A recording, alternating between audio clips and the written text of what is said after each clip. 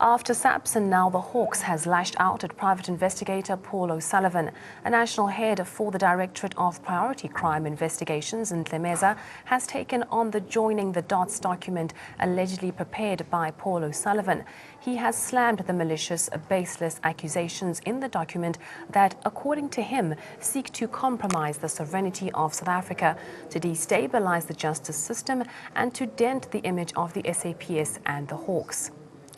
Tlemeza has said that the joining the dots document, allegedly the brainchild of O'Sullivan, is full of malicious, baseless accusations and seeks to compromise or undermine the sovereignty of South Africa. He adds that it makes wild accusations against senior officials, journalists, business people, and also attempts to dent the image of the SAPS and the DPCI. Tlemeza questions why O'Sullivan has not opened any docket against the people that have been implicated in that document. Our biggest concern is the fact that the sovereignty of the country is in question, more especially because most of the people that are being mentioned in that so-called document also includes the president of this country.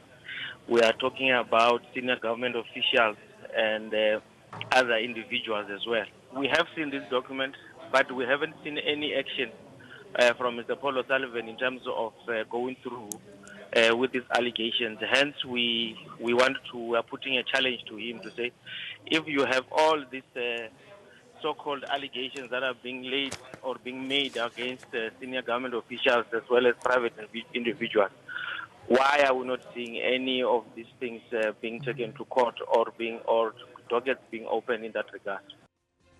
Now let's take a look at the Join the Dots hit list allegedly prepared with the help of Paul O'Sullivan. Atop of the list is President Jacob Zuma, who has been accused of capturing criminal justice system to derail criminal charges against himself, his family and their associates. Next is Lieutenant General Vinesh Munu, accused of unlawfully receiving gratification to derail investigations against Zuma, family members and or associates. Hawks head burning in Tlemeza also figures for receiving gratification to unlawfully derail criminal cases against Zuma and for malicious prosecutions against Pravin Gordhan, Robert McBride, Anwar Jamaat and Shadrack Sibiya. Next in line is Gauteng Hawks head Prince Mokotedi, accused of seeking gratification in return for unlawfully assisting to derail criminal cases against Zuma. Police Minister Nathi Nhleko is also on the list. He's accused of conspiring to derail criminal cases against Zuma, his family and or associates, and also for mounting malicious investigations against Gordhan, McBride, Jamaat, Sibiya, O'Sullivan and more. And of course, there is the NPA boss Shaun Abrahams, who is accused of receiving gratification for promotion to NDPP in order to unlawfully derail criminal cases against Zuma and also for allowing malicious prosecutions against Gordhan, McBride, Jamaat, Sibiya, etc. Well, the modus operandi that he is using, obviously, is using certain media to spread these lies. And I think one of the things that we're also challenging the media as well is that in all these cases that we have opened against him, why are not these being reported? Every time when there is a case against him, it's being reported as if he is being, we are running after him or there's something, sinister that we are doing against him. Hence, we are saying that now it's about time that it's either he shuts up or he makes sure that he does what he's supposed to do. Because at the end of the day, we have a country that is very stabilized, and this is one of the persons that he wants to make it. He wants to destabilize the justice system as well.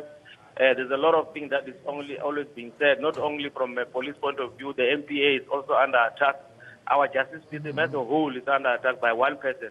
We're not going to relent in terms of making sure that those who are actually trying to bring instability in the country, as it's our mandate as the Hawks, we will make sure that they are investigated and taken to court for their wrongdoings. I've seen the report. I've read it more than 2 months ago already. It's old news. And everything that's contained in the document has already been published in the public domain. There's nothing new to it. But what is new is the fact that there's been a retaliation now by the Hawks, by the police officials, to an extent that people are being detained without trial. And Mrs. Sarah Jane Trent was arrested by 7 policemen carrying R5 rifles at her workplace Friday afternoon. She was driven around in Johannesburg for more than 3 hours, and she was finally taken to a police station 150 kilometers away from where she was arrested to be kept there for the entire weekend. That is intimidation, it is retaliation, it's unacceptable, and it actually just proves that the so-called joining the dots report has actually touched on a very sore nerve